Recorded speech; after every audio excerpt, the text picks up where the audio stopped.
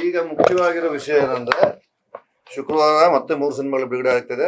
ನಮಗೆ ಸ್ಕ್ರೀನ್ಗಳನ್ನ ಕರೆಕ್ಟ್ ಆಗಿ ಮಾಡ್ಕೊಡ್ಬೇಕು, ಅದೇ ಇಂಪಾರ್ಟೆಂಟ್. ಆ ಹುಡುಗಿ ಬರ್ದಿರೋದು ತುಂಬಾ ಮುಖ್ಯ. ನನಗಂತೂ ಅನಿಸ್ತಾ ಇಲ್ಲ. ಅವ್ರು ಮಾತಾಡ್ತಾರೆ, ಅವ್ರ ನೋವುಗಳು ಬೇರೆ.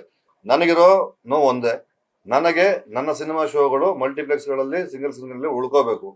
ಸಿನಿಮಾ ನೀವು ನೋಡಿದಿರ, ಪ್ರವೀಣ ನೋಡಿದಾರೆ, ಶಿಲ್ಪಾ ನೋಡಿದಾರೆ, ಅಣ್ಣನ ನೋಡವ್ರೆ. ನಿಮ್ಮೆಲ್ಲರ ಅಭಿಪ್ರಾಯನು ಸಿನಿಮಾ ಬಗ್ಗೆ ಏನಿತ್ತು ಅಂತ ಅವತ್ತು ತುಂಬಾ ಮುಕ್ತವಾಗಿ ಹೇಳಿದಿರ. ಅಂತ ಸಿನಿಮಾನ ಉಳಿಸ್ಕೋಬೇಕಾ ಬೇಡವಾ ನೀವು ನಿರ್ಧಾರ ತಗೊಳ್ಳಿ.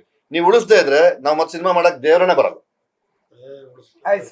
ನಮ್ಮನೆಲ್ಲ ನನ್ನ ತಾಯಿ ನನ್ನ ಭಾಷೆ ನಿಮಗೆ ಪ್ರೀತಿ ಇಲ್ದಿದ್ಮೇಲೆ ನನಗೆ ಈ ಸಿನಿಮಾ ಬಗ್ಗೆ ಪ್ರೀತಿನ ಹೊಟ್ಟೋಗುತ್ತೆ. ಎಲ್ಲ ನೀವು ಅವತ್ತೆಲ್ಲ ಬಂದು ನೋಡಿದಿರ.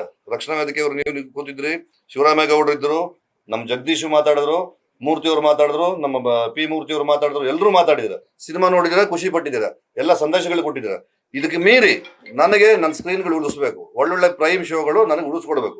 ಯಾವ ಭಾಷೆ ಸಿನಿಮಾ ಬಂದ್ರು ನಾವು ಬೇಡ ಅಂತ ಇಲ್ಲ. ನನ್ನ ಮನೇಲಿ ನನಗೆ ಊಟ ಇಲ್ದಿದ್ಮೇಲೆ ಬೇರೆಯವ್ರಿಗೆ ಊಟ ಯಾಕೆ ಮಾಡ್ಬೇಕು?